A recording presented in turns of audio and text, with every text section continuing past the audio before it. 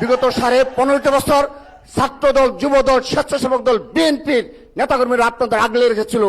আগামীতেও সকল ষড়যন্ত্র শহীদ রাষ্ট্রপতি জিয়া রহমানের আদর্শকে বুকে ধারণ করে, দেশনেত্রী বেগম খালেদা জিয়ার আপাসনতা বুকে ধারণ করে, তার সুযোগ্য উত্তরসূরি জনাব তারেক রহমানের নেতৃত্বে আমরা সকল ষড়যন্ত্র মোকাবেলা করব। ছাত্রদলের নেতাকর্মীরা 28 অক্টোবর 2023 সালের পরবর্তী যে বাস্তবতায় বাংলাদেশে ছিল, সেদিন একমাত্র এই বাংলাদেশ জাতীয় ছাত্রদল সহ এই বিএনপি নেতাকর্মীরা বিরোচিত ভূমিকা পালন করেছিল বিদায় খুনি হাসিনার সেই একপেশী নির্বাচন হয়েছিল।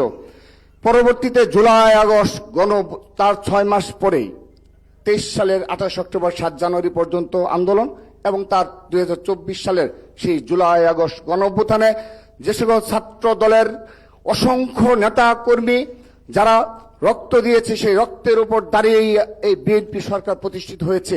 সেই তো আমি সর্বশেষ অপ্রাসঙ্গিক হলো নিবেদন রাখছি। আজকে এখানে অনেক এমপি এবং মন্ত্রী মহোদয় উপস্থিত রয়েছেন। আপনারা এই দিনগুলোর কথা কখনো ভুলে যাবেন না।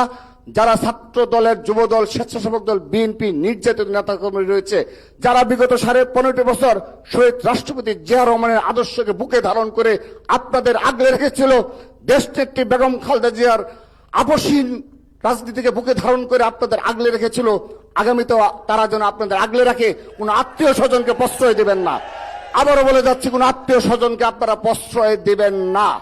বিগত 15.5 বছর ছাত্রদল, যুবদল, স্বেচ্ছাসেবক দল, বিএনপির নেতাকর্মীরা আপনাদের আগলে রেখেছিল। আগামীতেও সকল ষড়যন্ত্র শহীদ রাষ্ট্রপতি জিয়া রহমানের আদর্শকে বুকে ধারণ করে, দেশনেত্রী বেগম খালেদা জিয়ার আপাসনতা বুকে ধারণ করে, তার সুযোগ্য উত্তরসূরি জনাব তারেক রহমানের নেতৃত্বে আমরা সকল ষড়যন্ত্র মোকাবেলা করব। সেই প্রতিজ্ঞা ব্যক্ত করে আমি আমার বক্তব্য শেষ করছি।